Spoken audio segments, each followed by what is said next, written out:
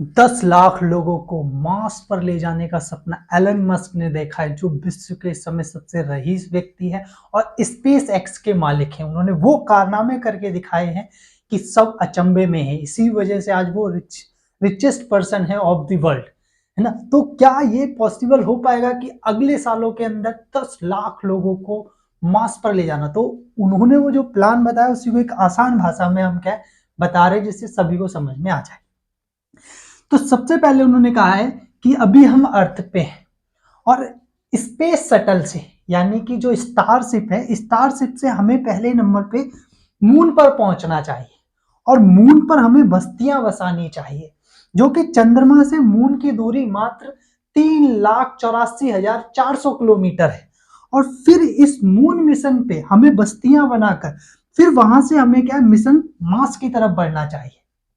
Okay, second number पे एक और प्लान ये है कि अर्थ से ही सीधा क्या है मार्स के लिए हमें क्या करना चाहिए, सफर तय करना चाहिए। पर हमें मून के ऊपर क्या है एक मानवीय बस्तियां बसानी चाहिए, जिससे यहां पर लोगों को रहा जा सके, रखा जा सके।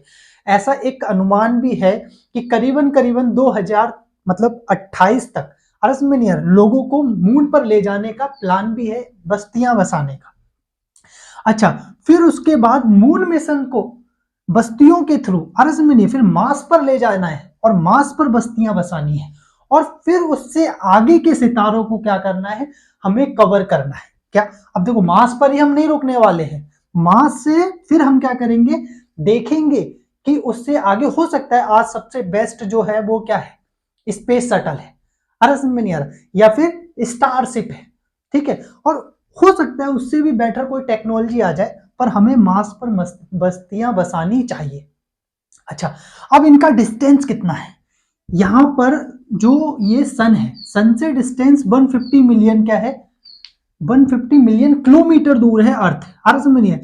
जबकि जो मार्स है वो कितना, 228 मिलियन किलोमीटर दूर है, अर्थ में नहीं आ रहा। और जस्ट जो ये मून है वो पृथ्वी के जो चक्कर लगा रहा है, अर्थ में नहीं आ रहा, ठीक है। ये इसके चक्कर लगा रहा है तो मून भी चला रहा है, वो पूरा प्रोसेस अलग है, उसको हम अभी नहीं बता रहे, ठीक है। तो ये जो डिस्टेंस है अर्थ में नहीं है, ये मात्र कितना है, 3,84,400 किलोमीटर, इसको कवर करना है। दोनों जगह मानवीय बस्तियां होनी चाहिए। अभी कब तक करने का विचार है, तो एलन मस्क ने बताया है कि मात्र हम 5 साल के अंदर, कितना, 5 साल के अंदर स्टारशिप जो है अर्थ में नहीं, वो मून पर क्या करेगी, लॉन्च मतलब क्या बोलते हैं, लैंड करेगी अर्थ में नहीं। और फिर उसके बाद मार्स पर अर्थ में नहीं, मात्र 8 सालों के अंदर, कितना, 5 और 8 सालों के अंदर क्या हम मून पर और मार्स पर पहुंच चुके होंगे।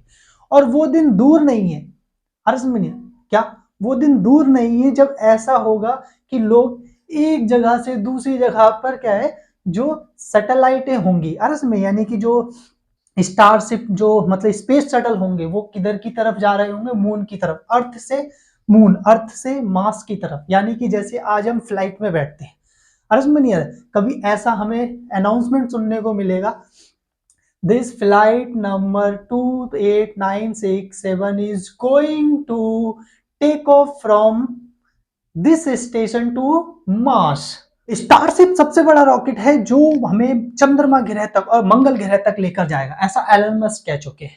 अब जो स्टारशिप है अर्थ में नहीं है, वो कह रहे हैं कि उसके बाद जो ड्रैगन स्पेसशिप है अर्थ में नहीं, वो हमें मार्स से भी क्या दूर ले जाने के लिए कारगर हो सकता है। पर उसके लिए अभी करीबन करीबन मान के चल लो तो 50 साल से भी ज्यादा का समय लग सकता है, अर्थ में नहीं। पर मार्स तक हम 8 साल के अंदर पहुंच जाएंगे, पर उससे आगे के जो सितारे हैं जैसे जुपिटर हो गया या फिर और भी नहीं है, वहां तक पहुंचने में हमें कितना टाइम लगेगा, वो उसके विषय में वो करें, करीबन करीबन 50 साल हमें लग जाएगा आगे के लिए। पर मार्स तक के लिए क्या मात्र 8 साल।